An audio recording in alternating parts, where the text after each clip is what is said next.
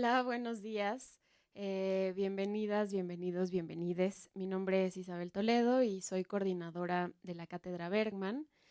Y desde la cátedra nos entusiasma mucho estar aquí con ustedes en un 13º Foro de la Crítica Permanente a 15 años de aniversario de FICUNAM y de la cátedra. Entonces, bueno, quisiera agradecerles muchísimo por estar aquí, por su presencia. Eh, este espacio se ha convertido en un espacio referente para reflexionar sobre el lugar de la crítica en el cine y me parece muy interesante además que llamándose el Foro de la Crítica Permanente, este día nos convoca el reflexionar sobre esa permanencia y ese estar de la crítica en lo que parecería también un estado de posible desaparición o como de reflexión sobre cuál es el sentido de esa presencia, ¿no? Entonces, bueno, Salvador y Karina, muchas gracias por eso, por que conceptualizan, diseñan y piensan este espacio siempre desde su inteligencia y hermosas cualidades sobre la reflexión cinematográfica. Y gracias también, Nicolás y Lucía, por acompañarnos este día. Gracias a ustedes. Y bueno, les doy la palabra.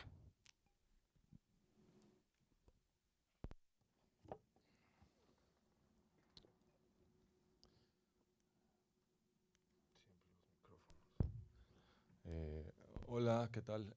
Muchas gracias, Isa. Muchas gracias a la Cátedra Bergman, primero que todo. Bueno, a FICUNAM, aquí a la Escuela Nacional de Artes Cinematográficas de la UNAM, en donde estamos por segundo año consecutivo. Bueno, yo soy Salvador Amores. Llevo al frente del Foro de la Crítica Permanente desde hace 6 años. Y bueno, siempre es un reto pensar qué más se puede decir de la crítica cada año, pero creo que siempre con Karina Solórzano, que también la coordina conmigo, pues es una alegría poder pensar en conjunto y pensar en cosas en las que difícilmente en otros espacios se podrían discutir. Eh, y bueno, antes de dar, digamos, inicio a los temas de la mesa y a lo que nos gustaría discutir, eh, eh, pues sería bueno si pudiéramos dar una ronda quizás de contexto de dónde venimos y cuál es nuestra relación eh, pues profesional y personal también con el mundo de la crítica. Yo puedo comenzar, bueno, como les digo, yo soy Salvador, yo trabajo como programador en el Festival Internacional de Cine de la UNAM, que es el festival que organiza este espacio, y bueno, también además edito una revista de cine que se llama El Cine Probablemente, que es una revista que solo existe en papel y que bueno, ya casi sacamos nuestro tercer número después de más de 2 años de trabajo. Eh, en fin, también trabajo como programador en otros espacios aquí en la Ciudad de México y bueno, llevo escribiendo crítica de cine más o menos regularmente desde hace ya como unos más de quizás unos 10 años, un poco más. Eh, Eso. Sí, lo vamos pasando. Hola, pues nada más rapidísimo, yo soy Nico. Yo vengo es interesante porque creo que todos venimos de diferentes formaciones. Yo vengo de una formación más literaria, teórica, más lejana a la imagen, más cercana a la palabra. Y eso también es interesante en cómo afecta la manera en que escribes y piensas el cine. Y pues nada, yo también llevo dedicándome a escribir de cine desde hace como 10 años, más o menos, igual. Ahorita escribo en los lugares en donde a veces me pagan y también en lugares en donde nunca me han pagado. Entonces es una mezcla rara de revistas que no necesariamente me gustan esas revistas, pero que a veces pues es necesario escribir en ellas y pues así es. Hay como estas cosas muy complejas de esa profesionalización que sí, igual y hablamos después. También he tenido programas de radio, por ahí un programa de tele con Vero. Y pues nada, ahorita me dedico más bien de tiempo completo, aparte de escribir cuando puedo y desvelando, a la producción televisiva en la televisión pública, en el canal 22. Y pues nada, en eso estamos. Bueno, hola a todos. Muchas gracias por la invitación. La verdad que, como decían antes, este espacio es un espacio de referencia, por lo menos en Argentina, para nosotros. Ojalá algún día podamos tener un festival tan lindo como este, o ahora un instituto de cine, por lo menos. Pero bueno, mi nombre es Lucía Salas. Soy, como decía Nico recién, básicamente una pluma a sueldo. O sea, quiere decir, me dedico a la crítica y a la programación de manera profesional, pero también tengo una revista de cine con mis amigos, que es un colectivo editorial que se llama La Vida Útil, en el que publicamos una revista en papel, ya vamos por el 7º número, y también publicamos libros. Tengo algunos libros que trajimos desde allá y la vamos a presentar, de hecho, en Cineteca el sábado a las 12 con Salva. Y es una revista que parte de una relación de cinéfila de amigos, ¿no? De pensar el cine juntos y de tratar de pensar el cine en lugar del cine argentino, el cine contemporáneo en Argentina, que empezó siendo online, después terminó siendo en papel y ahora es un poco una mezcla de las dos. Y también trabajo en festivales de cine internacionales y todo esto, pero bueno, creo que lo más importante para nuestra conversación es un enfoque de la crítica un poco desde lo colectivo, ¿no? Porque todo lo que hago lo reboto en mis compañeros y todo lo que mis compañeros hacen lo rebotan en todos. Entonces es una crítica escrita muy desde un nosotros, por decirlo de una manera. Con Salvador, desde hace 4 años también coordina el Foro de la Crítica Permanente. Y sí es triste que haya pocos espacios como estos en México. Pero bueno, estamos aquí. Gracias por estar aquí también. Igual un poco como Nico, yo estudié literatura y con la literatura encontré el cine. Y también tengo un colectivo llamado La Rabia, de crítica de cine feminista, con 2 compañeras, una argentina que se llama Candelaria Carreño, Alexandra Vázquez de Paraguay. Y bueno, editamos una revista digital, también es complicado, otra pluma a sueldo aquí. Y eso, igual programo también en festivales de cine, pero ahora estoy acá, aquí.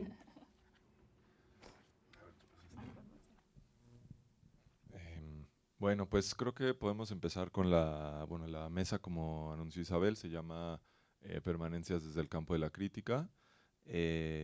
Y cuando la estábamos conceptualizando pensábamos en esta palabra justamente que se ha un poco asumido ya a lo largo de la historia del Foro de la Crítica, que es permanente, porque con cada nueva iteración de este espacio sentíamos que había, o al menos también había un cruce de nuestra sensación personal y nuestra relación personal con la crítica, al respecto de esta supuesta permanencia y de cómo había más bien una especie como de separación, ¿no? Como de desapego cada vez mayor hacia escribir sobre las películas y sobre la relevancia que tenía nuestro trabajo escribiendo sobre películas y el pues no impacto, pero sí la recepción que podían llegar a tener esos textos y la recepción también en el propio mundo de las películas, ¿no? No tanto de los lectores, sino qué efecto tenía que de hecho escribiéramos sobre estas películas o si tenía algún efecto en general. Y en ese sentido, pues pensamos en esta mesa un poco desde cierto desánimo quizás, pero que espero que en esta mesa se vaya disipando, porque aquí pues hay colegas quizás un poco más entusiastas. Y nada, el año pasado precisamente la mesa se trató de un tema bastante concreto, que eran las listas de las mejores películas que se estaban publicando mucho en los últimos 2 años. Y ahora, en ciertos sentidos, como una especie de extensión, esta mesa a una suerte como de consecuencia de todo eso que pasó en ese momento y de que este estado de ánimo, que al menos yo percibo en relación a la crítica, es una consecuencia de todo eso. Entonces, lo que queríamos era atrapar un poco como esta dispersión, ¿no? A partir de juntarnos aquí, algunas personas que hemos ya colaborado juntos, que hemos eh, publicado a veces en los espacios uno del otro, y de dar cuenta quizás de ese estado de cosas y de lo que nosotros nos parece que es pues la relevancia o sí, de esta supuesta permanencia de la crítica, ¿no?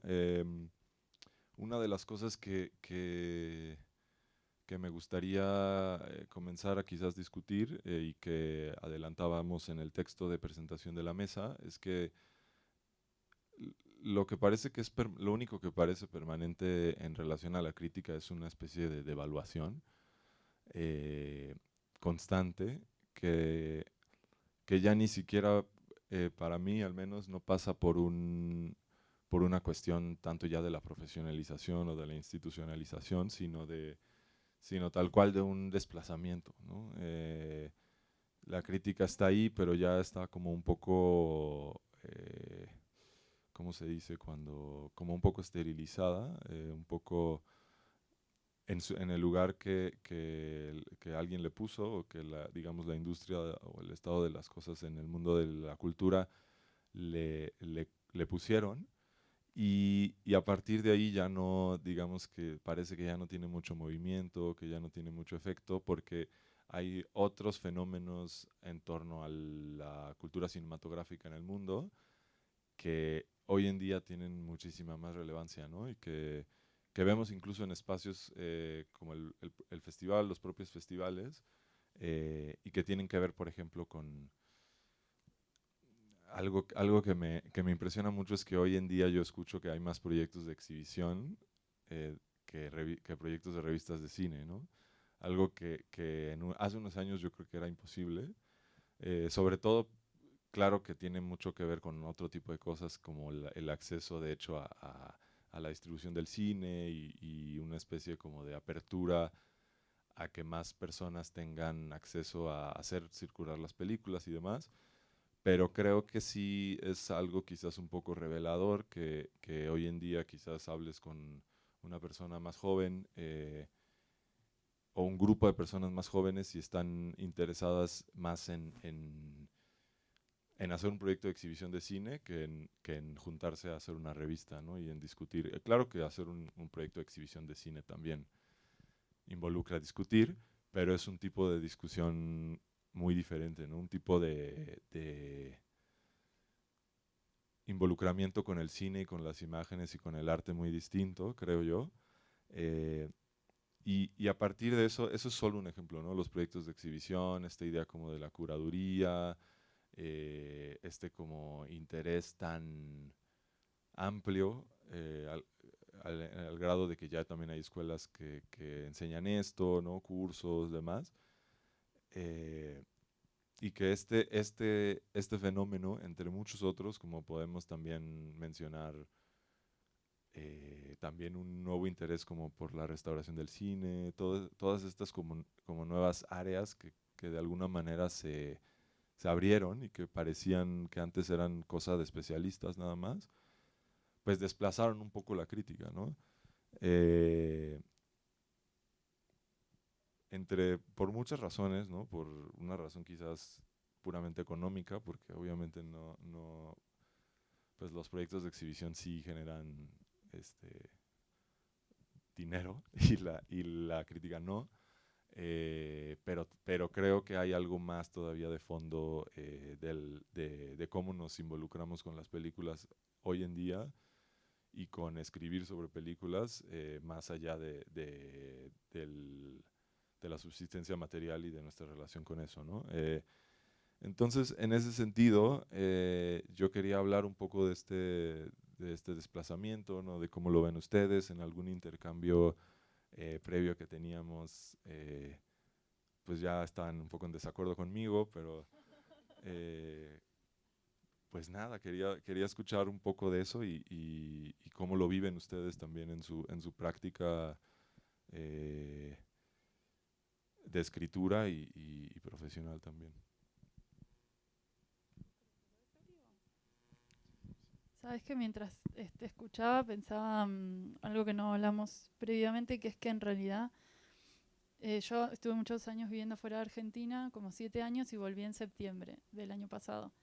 Y desde que volví a Argentina hasta ahora abrieron 5 revistas de cine nuevas en papel, en un país donde estamos en un estado de emergencia política, social, económica, de todo tipo.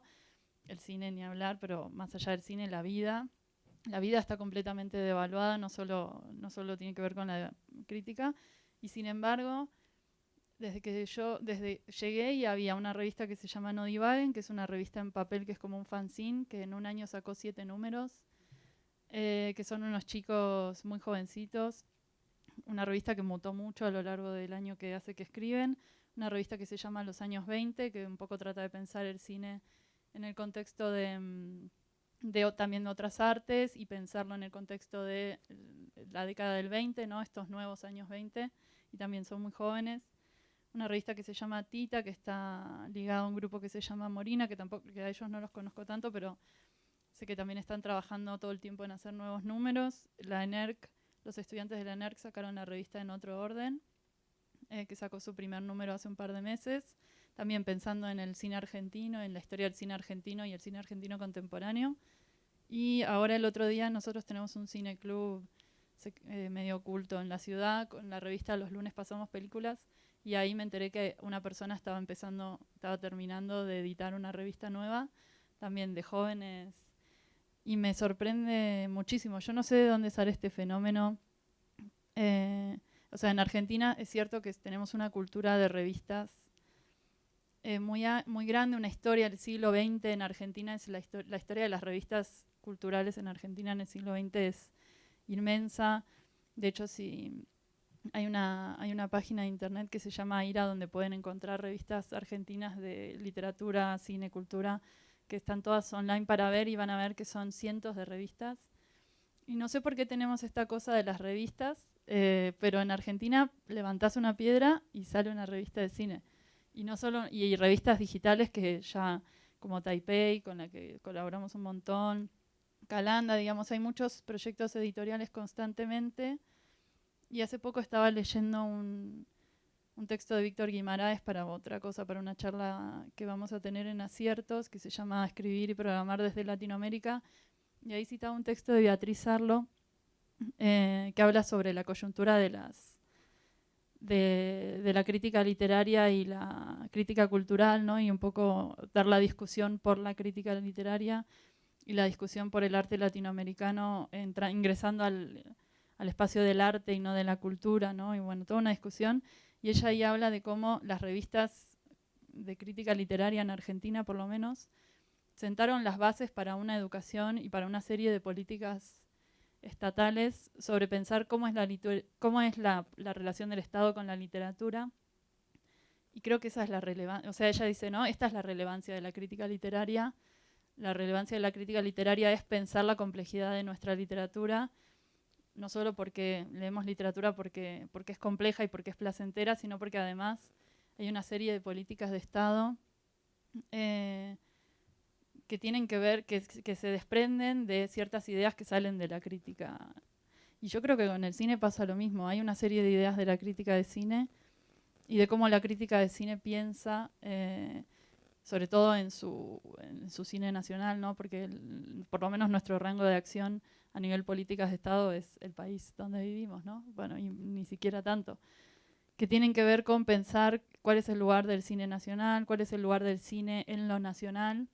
Y yo creo que esa discusión en Argentina se da mucho, y se da mucho en las revistas, y por eso me parece tan sorprendente y medio maravilloso que en un momento en el cual las políticas de Estado son básicamente destruir el Estado, ¿no? Como tenemos un gobierno cuya política de Estado es desintegrar el Estado, ¿no? Es un partido que odia al Estado como ente. Y en ese mismo contexto surgen una serie de revistas que se ponen a pensar no solo en el cine argentino y en el lugar que el cine argentino ocupa en el mundo o dentro del país, sino también en la historia del cine argentino, en estrenos internacionales, una serie de cosas que algunas tienen que ver con la urgencia que estamos viviendo, Y otras no, otras tienen que ver con pensar las películas que nos llegan, porque las películas que circulan, los estrenos, qué sé yo, o también hacer lo que hacemos nosotros con la revista, ¿no? También lo hacen estas revistas, ¿no? Pensar tu propia relación con la historia del cine, construir como una especie de caja de herramientas crítica, ¿no? Y todas estas revistas, en este momento en el cual uno dice no hay dinero, no hay nada, y sin embargo lo que hay es revistas. Y creo que Argentina justamente ahora es un lugar donde la crítica de cine algo de relevancia debe tener, porque si no, no habría tantas revistas. Quizás tiene que ver con que cuando no hay nada, o sea, cuando nadie tiene plata, nadie sabe qué va a hacer de su vida, hay algo del deseo que se impone y entonces la gente se pone a pensar qué quiero hacer una revista, ¿no? Y como la crítica, para mí siempre, yo soy cineasta de formación inicialmente y después abandoné el cine porque estar en un rodaje me quitaba tiempo de ver películas, ¿no? Y yo me di cuenta que no quería trabajar yo era sonidista en esa época, no quería trabajar siendo sonidista porque me quitaba tiempo de leer y de ver y lo que yo quería era leer y ver, ¿no? Y yo creo que la crítica de cine es la forma más, es una forma de estar muy cerca del cine, quizás la más cercana, ¿no? Porque ver las películas para escribir te produce una intimidad con ellas que otras cosas no te producen, que la curaduría produce pero de otras maneras, que la realización produce pero de una manera más intensa y una sola película, ¿no? Y creo que hay algo de esa voluntad de estar como muy cerca del cine y incluso en un país que no tiene ni cinemateca, o sea que para ver las películas argentinas es como ver 3 píxeles reproducidos en una pantalla, ¿no? Y adivinar qué son esos píxeles. Y sin embargo hay algo del deseo de estar cerca de las películas que se manifiesta en la crítica argentina porque está ahí y hay muchas discusiones y la gente se pelea, se agrede, todo lo que pasa en Argentina que ya saben. Y es un espacio a mí me produce mucha esperanza, ¿no? Como la estamos pasando mal y sin embargo estamos más organizados que nunca. Y por eso quizás yo estaba un poco en desacuerdo con con el desánimo. Pero hace un año, cuando no vivía en Argentina, sí estaba muy desanimada. Y sí sentía ese desánimo de la profesionalización y como la falta de relevancia. Y la sensación de que trabajamos en un medio que además ya no se puede vivir de la crítica, ¿no? Como también aparecen estas otras profesiones porque la crítica cada vez está más devaluada en términos de derechos laborales. Y de repente como dejar de vivir en Europa, donde quizás esto sí era como un desánimo, y volver a Argentina me dio un ánimo. No sé si alguien quiere decir algo. No, nada, que justo ahorita me hiciste pensar mucho que justo Argentina me dio mucho ánimo. En el sentido, no, o sea, hay mucha cosa muy deprimente, ¿no? Y claro, este asunto de no nada más una destrucción sistemática del Estado, con todo lo que implica para la cultura impulsada desde el Estado, sino además como una cierta, digo, no quiero hablar de algo que no conozco tan a fondo, pero yo siento un cierto tufo de como revancha, como casi un encono contra la cultura, el intelectualismo, etcétera, ¿no? Y bueno, eso entonces se manifiesta de una forma muy violenta, pero justamente estaba hablando con Tatiana Masu, que está por acá con un peliculón que se llama Todo documento de civilización, sobre como el título de la película, ¿no? Todo documento de civilización es una frase de Benjamin, todo documento de civilización está acompañado de su parte de barbarie, más o menos, en los apuntes sobre la historia, pero la escribió Benjamin como en el 40, 41, justo antes de suicidarse, ¿no? En Marsella. Y digo, es un momento muy oscuro, está viendo la historia como algo espantoso que está pegando en el rostro y que trae todas estas implicaciones horribles, ¿no? Pero lo que le preguntaba a Tatiana Masu sobre su documental era justamente eso, que tiene muchísima esperanza. Es una historia espantosa, es una historia de una desaparición en democracia para Argentina, con lo que eso significa, tiene muchos tintes muy fuertes y al mismo tiempo la película cuenta la historia de una rabia como luminosa, una rabia que va para construir otro lado y sobre todo una rabia que reacciona al individualismo volviéndose comunitaria. Mónica, que es la mamá de Luciano Arruga, al centro de la película, dice al final que toda la parte de la pérdida de su hijo, de la desaparición de su hijo, de todo esto, la hizo acercarse a otros colectivos y la hizo relacionarse de una manera comunitaria con muchísimas otras causas que encontraba en su propio dolor. La cosa que me parece interesante de esto es justamente lo que hace Tatiana y su colectivo con Antes Muerto Cine, pero también con el Cineclub Rata, que son todas estas cuestiones de hacer distribución y programar películas, descentralizando los lugares de proyección, sacando los lugares de cinefilia para llevarlos a lugares comunitarios, a barrios, demás. Y lo que me decía Manu era que justamente nunca habían tenido más actividad que a partir del gobierno de Milei. Hay una suerte como de reacción comunitaria frente a este individualismo con tufo de venganza que parece que sale. Es muy interesante que digas esto de las revistas y me parece que tal vez habla de lo mismo, porque no es lo mismo ser estas como plumas a contrato que van por aquí por allá tratando de sacar algo para alimentar a sus gatos que verdaderamente, o sea, que crear una revista en conjunto. Lo pensaba mucho, por ejemplo, a mí me impresionó mucho ese texto cuando leí el texto de La vida útil que hicieron sobre la flor, por ejemplo, que lo escriben a tres plumas, ¿no? Y es un texto muy largo, muy extenso y como con mucho intercambio de eso, pero se siente ahí como una discusión que se va armando entre personas, como una cosa comunitaria, como nada, igual en La rabia siento eso, ¿no? Que hay como una sensación de comunidad y tal vez estas jóvenes revistas estén buscando eso, como una sensación de que se puede compartir algo de una forma diferente frente a estos embates tan agresivos. Ahora, la pregunta sería si se necesitan estos embates tan agresivos en ciertos contextos para finalmente reaccionar de una forma comunitaria a ciertas cuestiones. Pensaba que el contexto en México de la crítica es bastante distinto, no hay esta tradición editorial de Argentina tan fuerte, las revistas y los suplementos culturales han perdido como mucha fuerza, también gracias a que tal vez se han articulado distinto, no sé, las figuras de los intelectuales y su relación con el poder, pero por ejemplo estaba viendo en la hemeroteca los suplementos culturales de los años 50, como la cultura en México y demás, eran unas cosas increíbles, así litografiadas, maravillosas, que se aventaban traducciones de Bradbury nunca hechas y que hacían cantidad de cosas y se peleaban los críticos de cine ahí, pues, o sea, no sé, estaba Salvador Novo en el día gritándole a alguien o a varias personas, etcétera, y se armaban estas peleas que todavía existen en Argentina y que como que aquí ya no existen de la misma manera. ¿Qué significa que no haya estos suplementos? También siento que en México como un poco la crítica se está muriendo, un poco como una lengua muerta, ¿no? Ahí se queda todavía atrapada en una iglesia, como todavía mientras hacen el cambio al vernáculo, el cura da la misa en latín, dándole la espalda al público, y un poco la crítica como esta cuestión que existe y que está ahí y que como que se mantiene, pero que está medio muerta en vida porque ya nadie la lee y no hay ningún tipo de intercambio, no hay una relación comunitaria.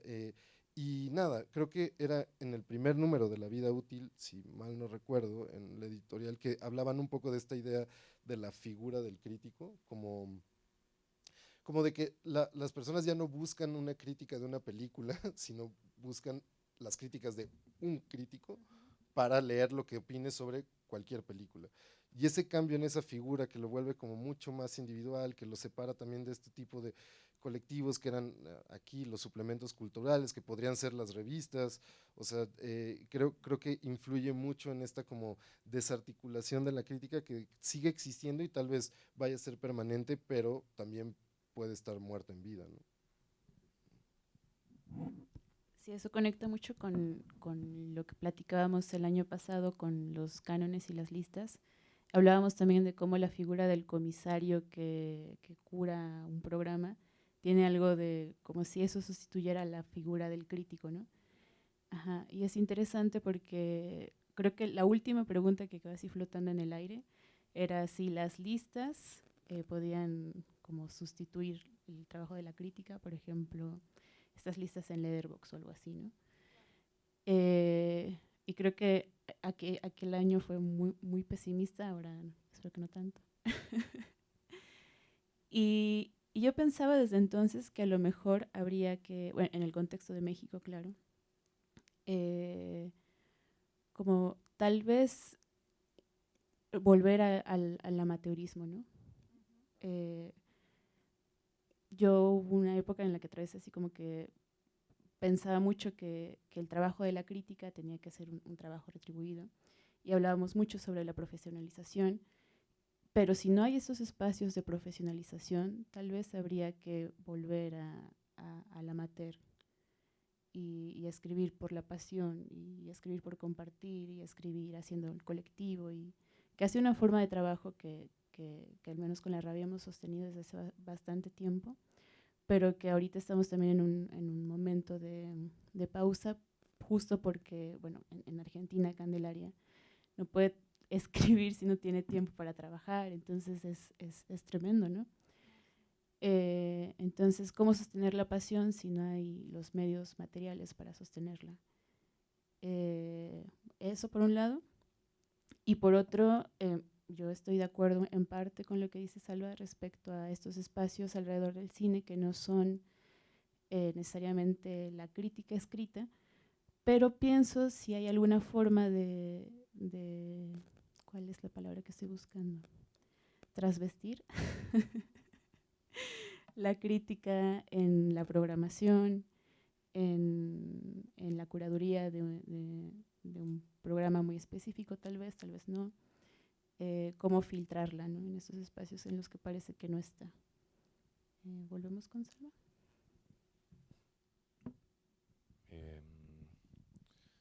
Pues un poco retomando lo que decía Nico antes de pasar a esto último que decías, es muy interesante lo que compartes tú, Lu, sobre el contexto en Argentina, porque bueno, yo estaba hablando de acá en México, ¿no? Que me acordaba que hace unos años todo el mundo quería escribir crítica de cine, había como una especie como de boom ahí en internet también de esto, y que ya está un poco, pues sí, como un poco muerto, pero también creo que eh, yo tengo la sensación de que en México hay una cultura antiintelectual muy arraigada y que hoy en día también pues se impulsa incluso desde el yo pienso que desde el poder, y no creo que eso vaya a cambiar ni. Y la realidad también es que también existen este tipo de problemas, ¿no? En el que yo me cuesta trabajo dedicarme a la revista que edito porque tengo que hacer un montón de otras cosas para, para subsistir, pero eso en vez de darme como cierta esperanza de organizarme con las demás personas, solo me da bajón y no me dan ganas de leer. O sea, como que hay un ánimo generalizado de desprecio como hacia las expresiones intelectuales, pienso yo, en México. Y, y que, como dice Nico, no siempre fue así, ¿no? Lo cual es muy interesante de pensar. El otro día estaba leyendo una entrevista buenísima en La Tempestad con Eduardo Milán, un poeta uruguayo muy bueno, que él hablaba también sobre el estado de la poesía y cómo estaba completa, o sea que él ya no, si salía un libro nuevo de poesía nadie escribía sobre él.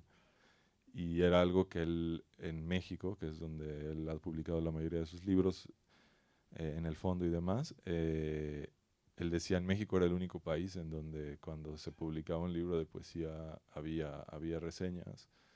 Entonces yo creo que es algo como general de la cultura mexicana, que no tengo la respuesta pues de cómo se pueda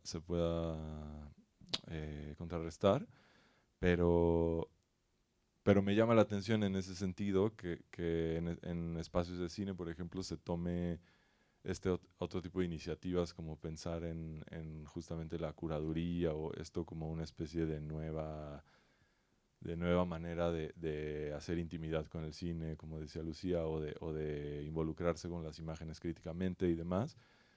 Pero a veces a mí me da la sensación de que es una especie como de salida un poco fácil. Eh, no tengo muy claro por qué, pero justamente esto, lo que estabas diciendo tú hace rato, Lucía, me resonó mucho de la relación que uno tiene con las películas cuando hace un programa o cuando escribe sobre ellas, y creo que hay un cambio de intensidad muy, muy notorio. Y por más que uno esté como en este juego conceptual de pensar en hacer un programa o en compartir cierta película y cierta película no, hay una cosa en la escritura que es única de ese modelo de pensamiento, de ese modo de acción, que, que nada puede sustituir, creo yo, y que pensar en, digamos, es otra manera quizás de hacer crítica, ¿no? Pero creo que esa selectividad, es como esa frase clásica de no recuerdo qué filósofo, que era como que si escribir bien es pensar bien. Y como que esto a veces es tan difícil, o sea, a mí me cuesta trabajo cada vez más, y creo que a veces hago un programa de manera muy automática, y entonces en eso me pongo en un modo más autocrítico y digo que ya no me estoy involucrando de la misma manera que cuando escribo una crítica, por más que yo pueda como defender un discurso de que la curaduría y la programación y todo esto es como una forma de ejercer la, la, la defensa de cierto cine y en contra de otro, ¿no? Eso quisiera compartir.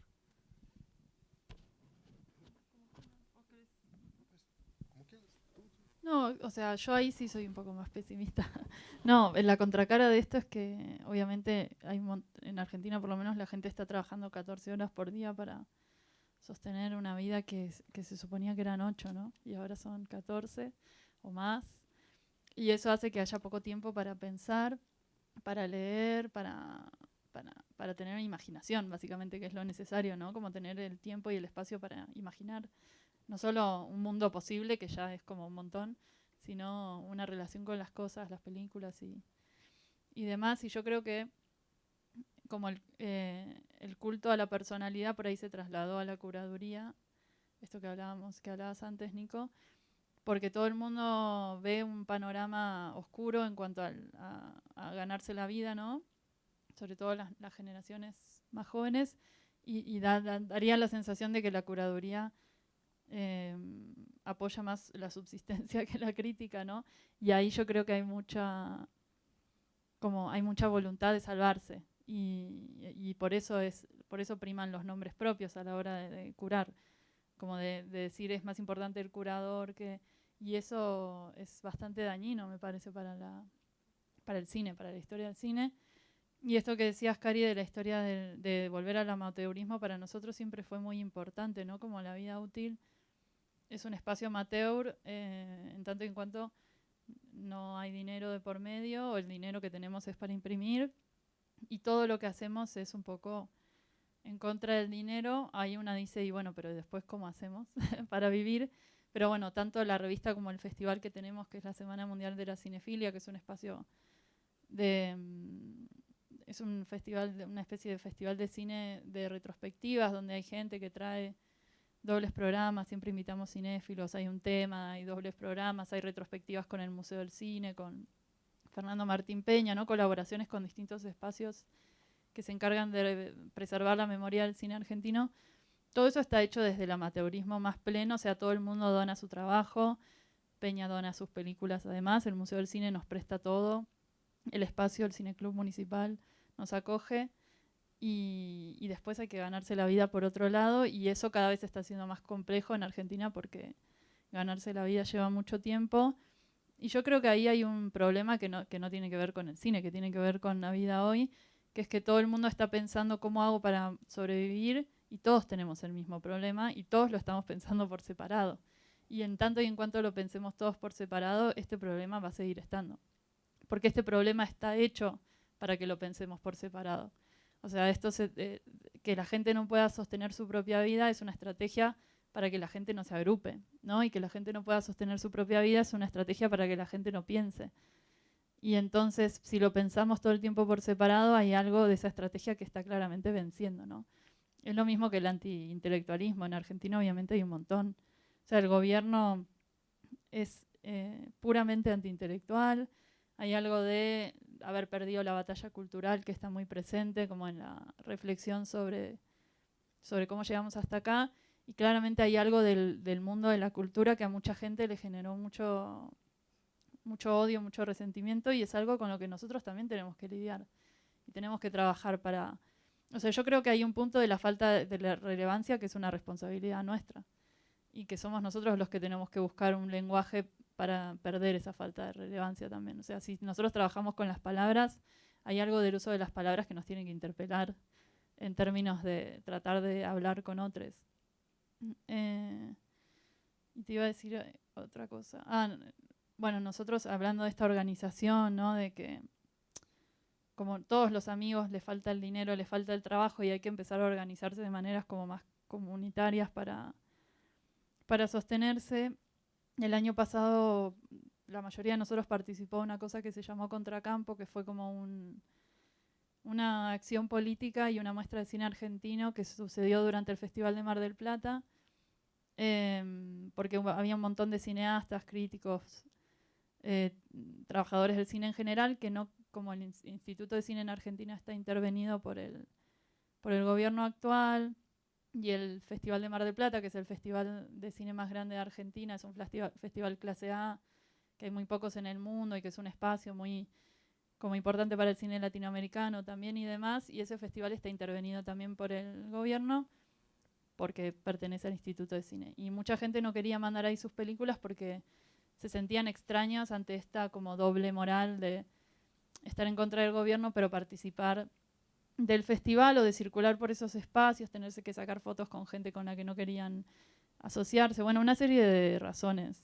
Defender la cultura nacional básicamente, y entonces nos organizamos y hicimos unas 5 días de proyecciones en las que pasamos, creo que fueron 30 películas, hicimos 5 charlas, y las charlas un poco hablaban del futuro del cine argentino, desde la preservación, la educación y el fomento, y las películas eran películas argentinas contemporáneas y algunas películas históricas. Y este año lo vamos a volver a hacer, no sé si tendría que decir esto, pero bueno, claro, el año pasado había un montón de gente que tenía un montón de tiempo libre porque no se está produciendo cine en Argentina y una mínima de ahorros. Y la gente decía, bueno, no tengo trabajo, pero hago esto, y en mi tiempo se lo pongo a esto. Ahora a la gente se le terminaron los ahorros. Entonces hay un montón de gente que está trabajando un montón de horas de cosas que no les interesan, y la fuerza empieza a mermar, ¿no? Y antes éramos 20, cada vez en las reuniones somos menos porque unos tienen que faltar porque están trabajando, porque no sé qué, y se empieza a ver como la pérdida de fuerza, y ahí de una que hay una desesperanza, pero yo creo que en tanto y en cuanto no nos sindicalicemos como críticos de cine, no, bueno, sí, en realidad sí. Digo, en tanto y en cuanto a la supervivencia de nuestros colegas o de los futuros colegas, ¿no? Porque nosotros ya somos un poco más grandes y ya no somos los jóvenes. En la medida en que no pensemos cómo van a vivir los jóvenes y no lo hagamos como un problema que sea de todos, este problema lo vamos a seguir teniendo cada vez más, ¿no? Sí, o sea, sí, totalmente. También estaba pensando, y esto de nuevo es una pregunta, pero justo en eso, ¿no? Como una frase de Monsiváis que siempre se me ha quedado mucho y que repito mucho porque pues es básicamente mi vida, pero es eso de como si quieres jugarle al periodista en México tienes que tener 7 trabajos y pues nada, es verdad, ¿no? Y tienes que hacer eso, pero justo hablando de esta idea de la profesionalización me parece interesante pensar estos límites entre la crítica como... Y esto, híjole, esto es complicado. La crítica, ¿cómo se define? Y cómo se ha profesionalizado del lado del periodismo. Nunca se ha profesionalizado del lado de la literatura. Y esto es, o del arte. Y esto es una cosa interesante. Por eso tal vez el giro curatorial o ciertas cosas acercan a la crítica a un espacio en donde se puede liberar de ciertas ataduras. Pero el problema de la relación pesada, concreta, profesional de la crítica con el periodismo es que de repente puede llevar a jalarla a lugares muy oscuros, digamos, meramente informativos. Y esto con la proliferación de la inmediatez, redes sociales y demás, digo, ya hemos visto las consecuencias que puede tener. Pero me parece como interesante que, no sé, ya desde los años 40 James A.G., ¿no? Hablaba de del amateurismo. Él lo decía un poco porque estaba enojado con The Grapes of Wrath de John Ford, ¿no? O sea, decía como, odio esa película, la odio. Pero no puedo dejar de decir que John Ford es el mejor cineasta vivo ahorita. Y lo que decía era, si yo fuera un profesional del cine, porque soy absolutamente ignorante de cómo se hace cine, yo soy crítico de cine, no sé nada de cómo hacer cine, y él decía, por eso mismo puedo decir que odio las uvas de la ira. Si supiera algo de cine, probablemente no podría decir eso. Claro, es una exageración y está caricaturizando, pero lo que me parecía interesante es que él decía, el no ser profesional, el no saber de esto, me permite buscar estas tres cosas que necesito en mi juicio, que mi juicio sea sensato, es decir, como que apele a un sentido de lo común, a un sentido común, que sea iluminador, es decir, que, no sé, que saque de la oscuridad algún detalle, algo que transmita algo que piensa que está oculto, y la otra cosa que sea estimulante.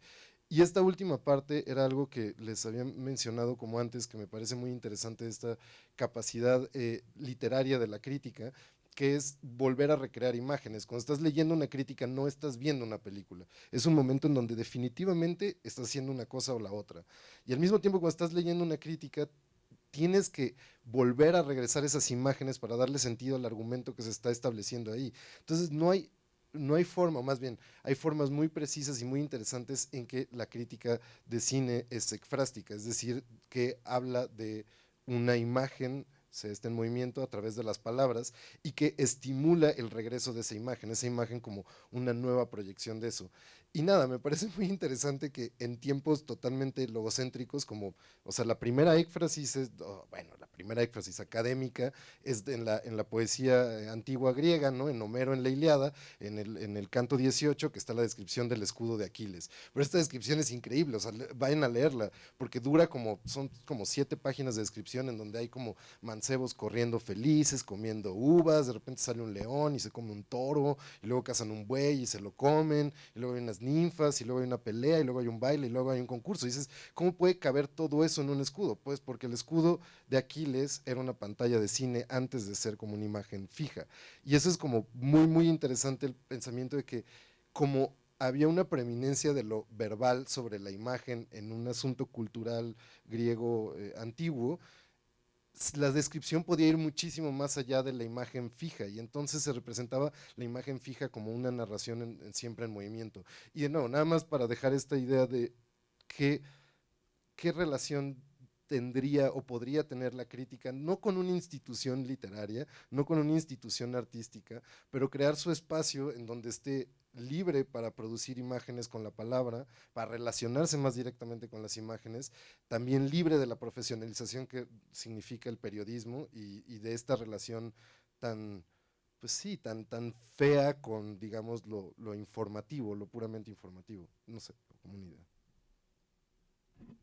Sí, me parece clave esa especie de genealogía que haces de la crítica de cine en México, porque sí, yo leía hace poco este libro de García Riera sobre Emilio Fernández y es muy interesante porque recopila lo que escribió Efraín Huerta en su tiempo, que Efraín Huerta para hacer una crítica de Enamorada hace un poema, y lo que escribía El Duende, una revista especializada en cine en la época, y aunque estaba del lado del periodismo, había algo parecido a la crítica, ¿no? Así como decir, Emilio Fernández es esto, esto, esto.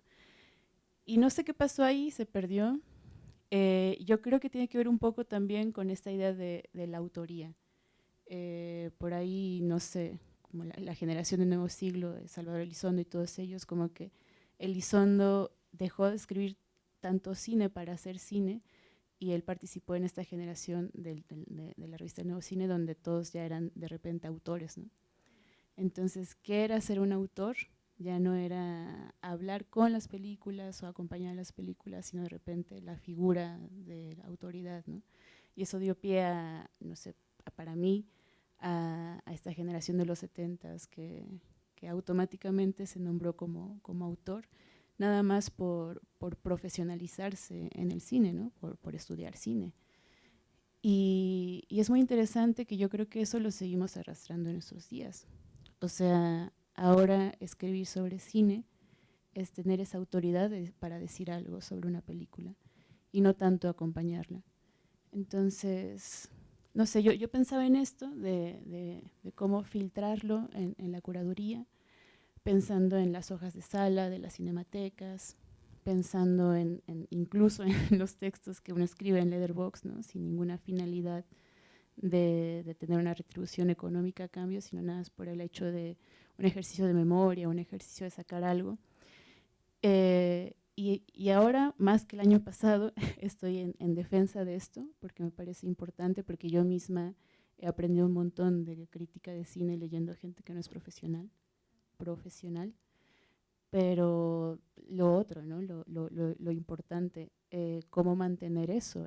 O sea, sé que a esa gente no le interesa ser profesional porque hace 7 cosas más, pero ¿cómo lo podemos sostener, ¿no?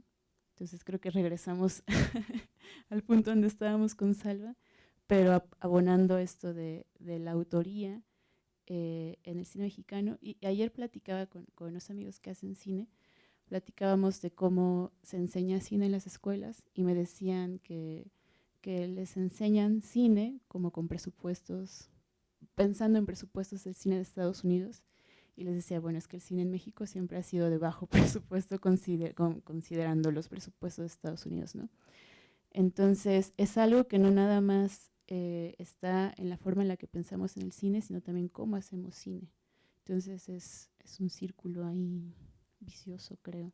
Y yo creo que si se lee más desde el amateurismo, a lo mejor podríamos dejar de pensar tanto en esta idea tan industrializada, no solamente de cómo se hace el cine, sino cómo se piensa el cine. Es que para mí, cuando hablabas, pensaba, para mí no tiene que ver tanto con el autorismo, ¿no? Como con esa idea de crítico como autor, que también es un problema, ¿no? Pero para mí tiene que ver con el ejercicio del poder, ¿no? Como que en realidad tiene que ver con la acumulación de poder, como cuando algo se hace para acumular poder. Digo, ¿para qué se hacen películas grandes? A veces se hacen porque se quiere y a veces se hacen para acumular poder, o para qué quiere ir la gente a un festival grande, ¿no?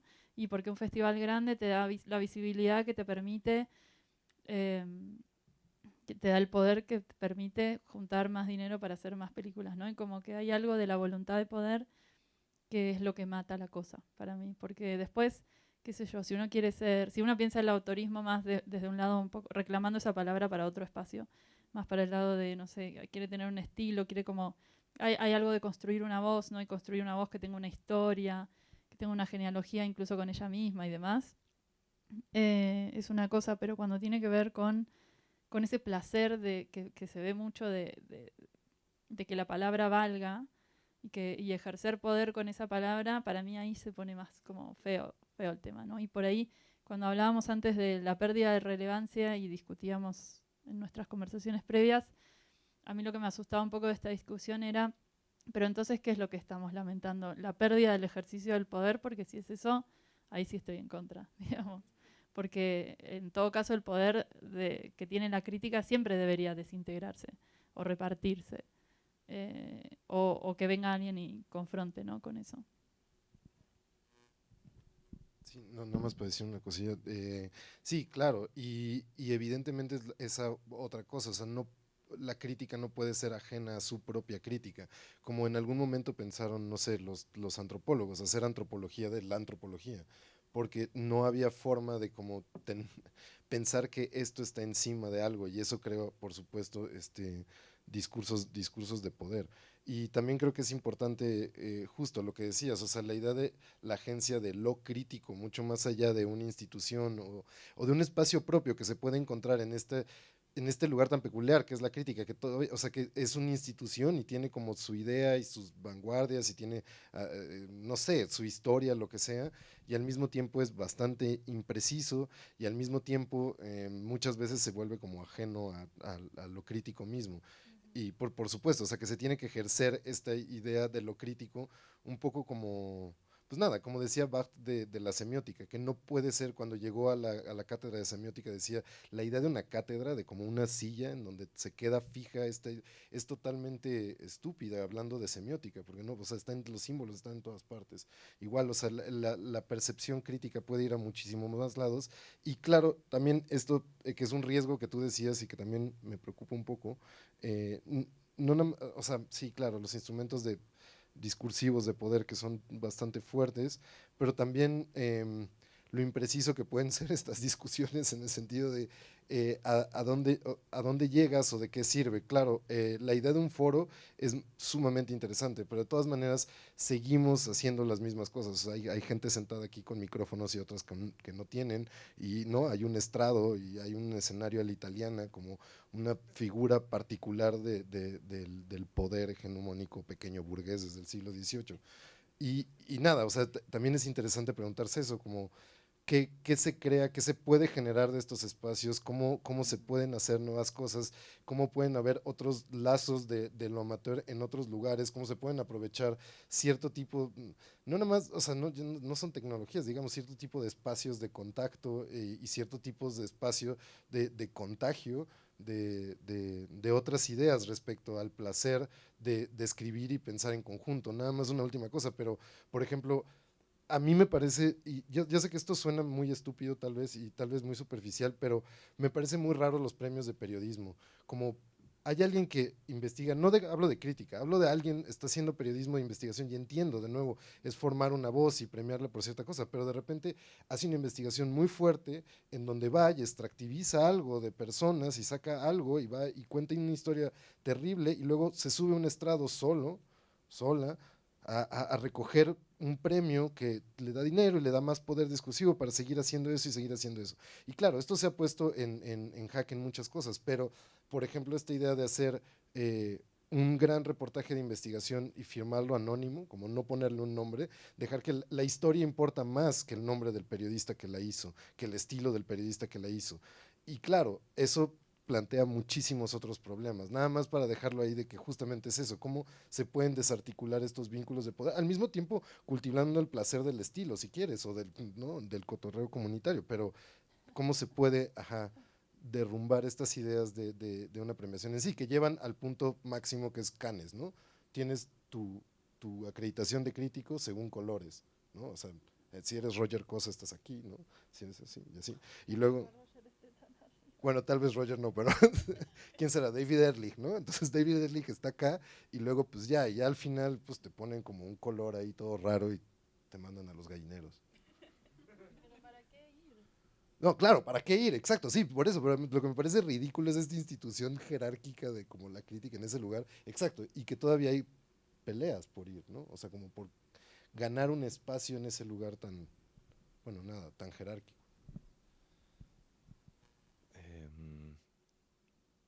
Bueno, se nos acabó el tiempo, pero bueno, se nos acabó.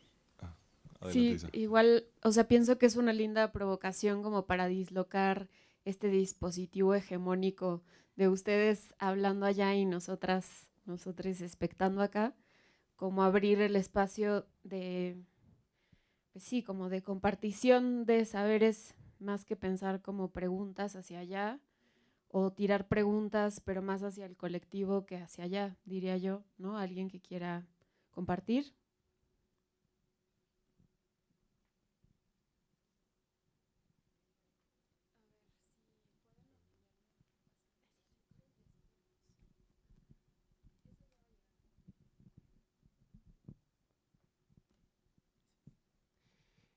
Hola, bueno, yo nada más, como me quedé mucho con lo que mencionaron de cómo también la crítica se está yendo hacia el periodismo y creo que más que el periodismo se está yendo al marketing. O sea, ya la crítica y escribir de cine se ha vuelto como promocionar una película, hablar para que la vayan a ver.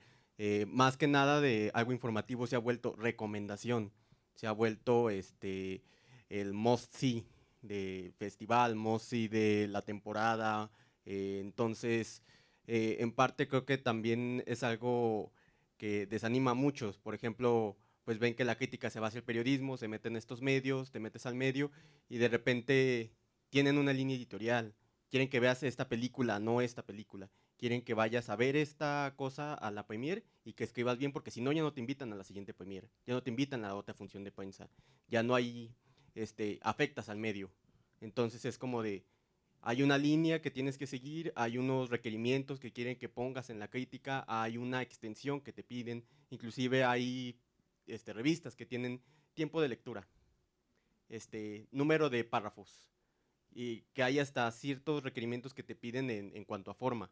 Entonces siento que eso también llega pues a decepcionar a muchos. Y también hablando un poco sobre lo de la curaduría, que también mencionaban de que muchos se terminaban yendo a la programación o a la curaduría, pues también es decepcionante, porque también está coaptada. O sea, de repente el Estado quiere que hagas un programa y tú piensas un programa para el Estado y no queremos eso, queremos Corina, no queremos eso, queremos que pongas películas de este tipo, queremos que pongas estos títulos, queremos que exhibas esto. Entonces, pues nada, es como experiencias que recordé durante toda la conversación y que también como que gente que está en exhibición, que está en programación, que está escribiendo de cine, también se siente como encerrada en esto, de que no puede salir. Porque finalmente los que llegan también estás en programación, exhibición, ¿para qué? Para ganar 30, 40 pesos por una función, para ganar, no sé, lo de la cena del día de hoy. Entonces sí es algo como que te desanima. O también haces la nota, ¿para qué? Para llegar a tu casa y decir, ay, me puedo comprar ahora sí una marucha ni unos chetos, y ya andas a gusto. Pero pues, es algo como que te pesa decir, este texto ni siquiera quisiera que me lo atribuyeran a mí, pero pues ya está, lo tienes que hacer, es encargo. Y entiendo el punto de irnos de nuevo hacia como el amateurismo, y justamente es algo que también siento que también en la exhibición y en otros espacios justamente que se dan cuenta de lo encerrado que es este mundo, sí tratan de promover mucho no importa que no hay que juntar dinero, hay que irnos a pueblos, hay que irnos a programar lo que queremos, hay que hablar con las distribuidoras, con el director, con quien sea, pero conseguimos el título y lo pagamos entre todos. Y es algo que también se hace en otros espacios. Pero pues finalmente también, pues como menciona Lucía, pues la llama se apaga porque tienes 7 trabajos y de repente la única manera que tienes para sostener esto es hacer estas cosas horribles de unos textos por encargo feísimos, unas notas horribles, unas entrevistas a directores que no te interesa en lo absoluto escucharlos, y cosas de ese estilo que finalmente es lo que resuena, es lo que sí se exporta, lo que los festivales sí te dan tu acreditación para eso, con lo que sí puedes pagar ir al cine, a la cineteca, porque de otra manera no, pues no te van a pagar por tu texto en un blog digital. Entonces, un poco, no sé, me detonaron como muchas experiencias, muchas pesadillas horribles mías y de amigos que compartimos. Y pues nada más quería comentarlo. Si puedo decirte algo rápido, nada más rápido, y esto no sirve como consejo ni nada, pero a mí me sirvió al menos para tener menos podrida el alma, utilizar el esquema parasitario.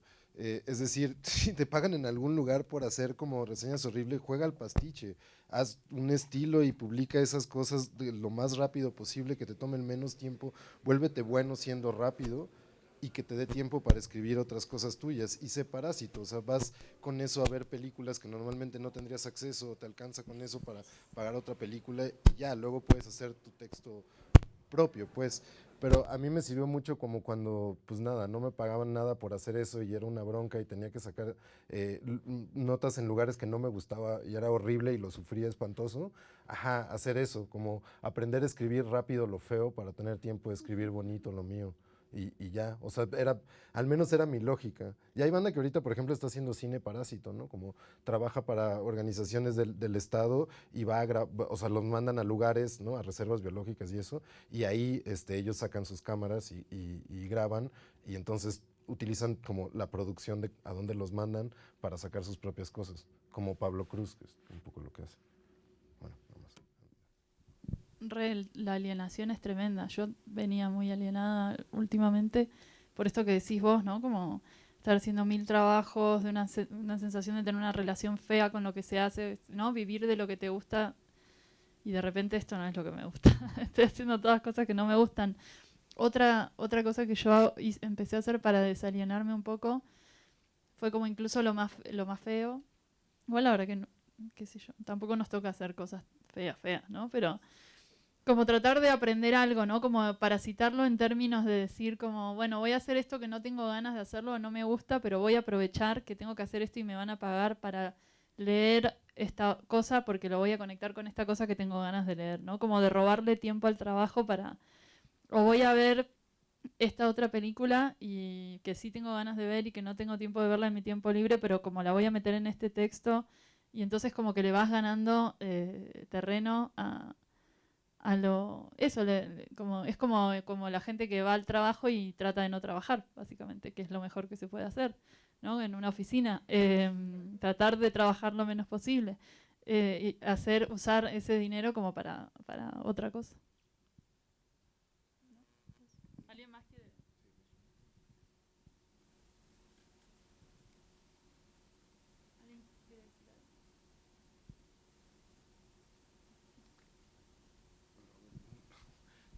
Un último comentario, a ver si alguien se anima a platicar algo, pero también, nada, la perversión de esta idea de haz lo que te gusta, porque en verdad es como mercantilizar el placer íntimo que tenías del ocio, pues, y se vuelve algo horrible, o sea, llegar a un momento en donde por estar trabajando tanto eso dices, bueno, quiero descansar, entonces no quiero leer, no quiero ver una película, no quiero escribir, ¿no? Así. Ajá, odio el cine, ajá, exacto, no quiero hacer esto más. Y es espantoso porque, pues, exacto, es alienante, ¿no? O sea, te llevó tanto tiempo como estar ahí y sí, te fría. Hola, gracias por la plática. Yo tenía una pregunta para Lucía. Tiene que ver con lo del sindicato de críticos. Eh, no he entendido, no soy al tanto si en Argentina existe. Y bueno, si no, no sé si tengas alguna referencia a algún sindicato en algún otro país de críticos que, pues más allá de si funcione o no, pero bueno, que exista y que a lo mejor estés enterada o que estén enterados.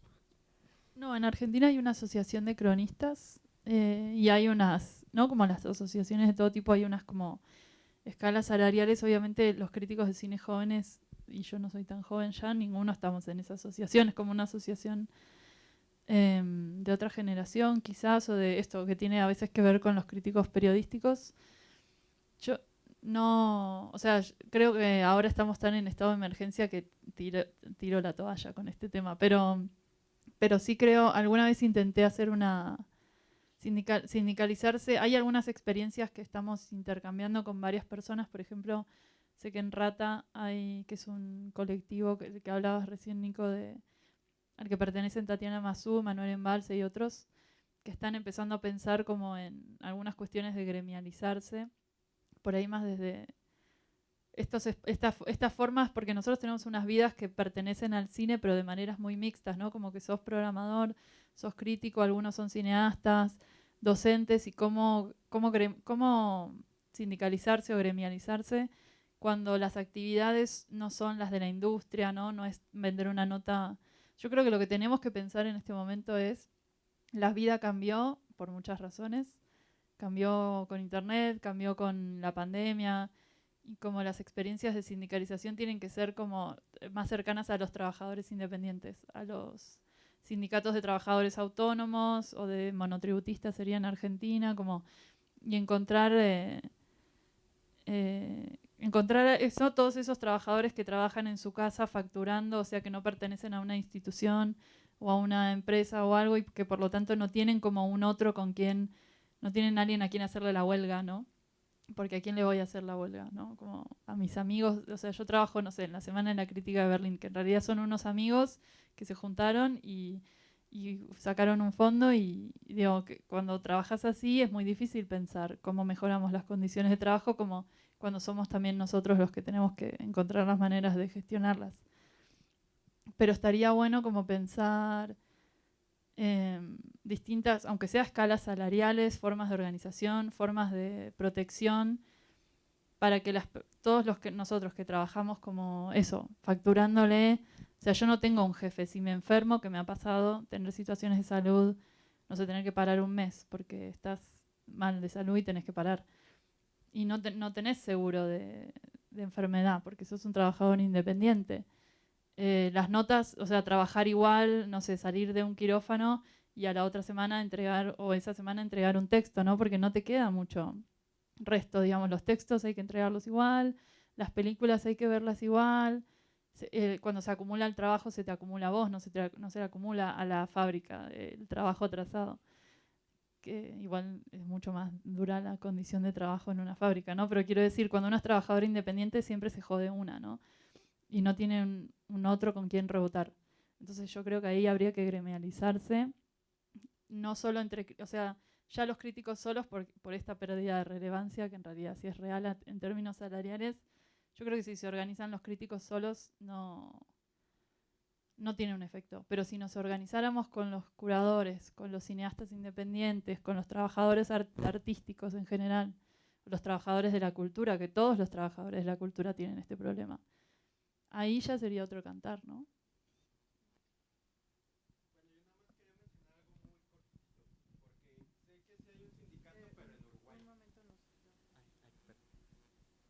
Sé que hay un sindicato de críticos, pero en Uruguay.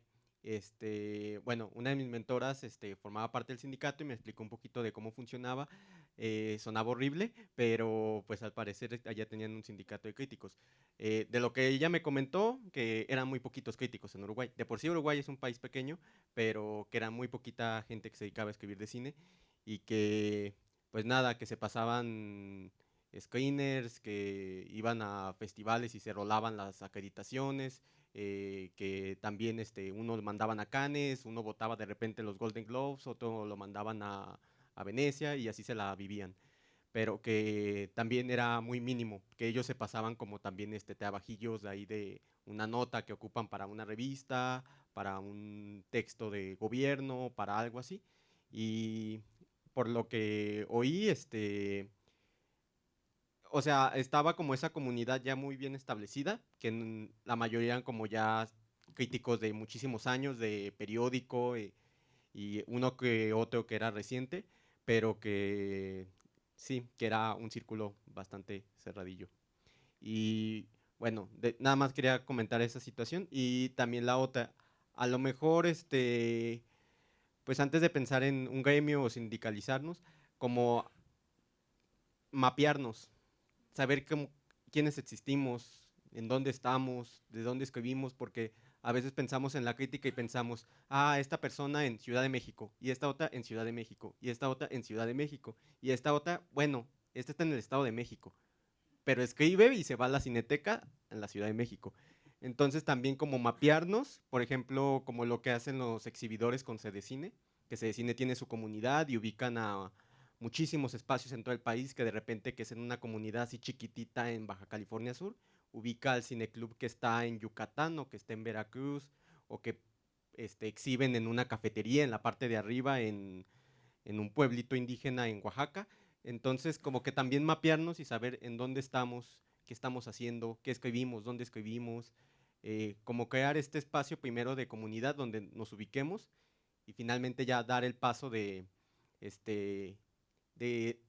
pues esta parte de crear esta comunidad donde hagamos algo similar, nos pasemos trabajos, busquemos cómo sostener esto, o al menos hacerlo más tolerable, no sufrirla tan feo. Porque en Cedecine, la verdad, si te metes al grupo, casi siempre es como de, oiga, no tengo trabajo, pasen algún programa o algo, oigan, hay este fondo, oigan, voy a exhibir aquí en Toluca, pero no viene nadie, dense una vuelta para que mínimo se vea lleno, y cosas por el estilo. Entonces, como, no sé, también tirarnos ayuda entre nosotros, pero primero, pues, reconocernos y ubicarnos. Total, nosotros ahora en Contracampo estamos empezando a pensar en un censo, ¿no? Como un censo de la comunidad cinematográfica. Pasa que, a ver, se necesitan unas herramientas que son de otras disciplinas, ¿no? Hay que aliarse con antropólogos y sociólogos, ¿no? Básicamente, y compartir saberes con otros. Lo que no puede pasar, que yo creo que es inminente la gremialización, es que el precio del trabajo sea arbitrario, ¿no? Como eso es lo que nos pasa, que el salario es totalmente arbitrario cuando el trabajo es algo que se supone que tiene que sostener la vida. Entonces no es arbitrario el salario. El salario tiene que ser un salario que esté relacionado con cuánto sale vivir, ¿no? Entonces una puede trabajar en un lugar y que le paguen $500 una nota, que es una demencia, y otro lugar $40. Y quizás es el mismo trabajo, la misma, ¿no? Ese tipo de... Eso es un delirio. Eso no puede seguir sucediendo, básicamente. Sí, no más rápido. Y además es arbitrario, no está vigilado y puede cambiar caprichosamente en el tiempo. No es como que suban proporcionalmente según la inflación de cada país los precios en donde te pagan eso. O sea, durante muchísimo tiempo pagaban lo mismo, muchísimos trabajos y luego es muy difícil encontrar otros. Los espacios son muy cortos. Sí, en verdad sí, sí es una...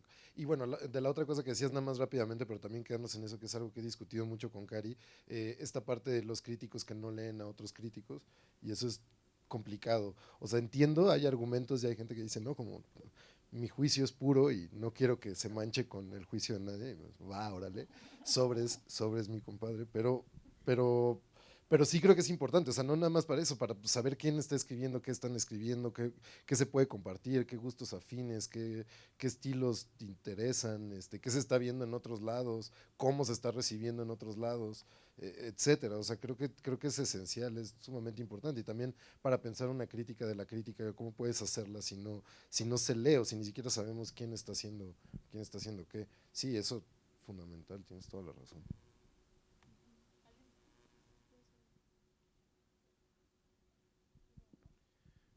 Bueno, pues muchísimas gracias por acompañarnos esta tarde y muchísimas gracias a Nico, a Lucía, Karina. Nos vemos el próximo año en el Foro de la Crítica Permanente. Gracias.